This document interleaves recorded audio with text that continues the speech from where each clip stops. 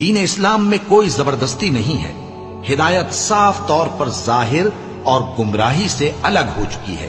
تو جو شخص بتوں سے اعتقاد نہ رکھے اور اللہ پر ایمان لائے، اس نے ایسی مضبوط رسی ہاتھ میں پکڑ لی ہے جو کبھی ٹوٹنے والی نہیں، اور اللہ سب کچھ سنتا ہے، سب کچھ جانتا ہے۔ جو لوگ ایمان لائے ہیں ان کا دوست اللہ ہے کہ اندھیرے سے نکال کر روشنی میں لے جاتا ہے، اور جو کافر ہیں ان کے دوست شیطان ہیں کہ ان کو روشنی سے نکال کر اندھیرے میں لے جاتے ہیں۔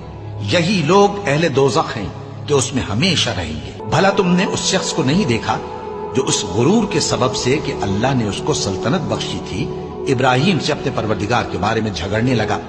جب ابراہیم نے کہا میرا پروردگار تو وہ ہے جو زندگی دیتا ہے اور موت دیتا ہے، وہ بولا کہ زندگی اور موت تو میں بھی دے سکتا ہوں۔ ابراہیم نے کہا کہ اللہ تو سورج کو مشرق سے نکالتا ہے، آپ اسے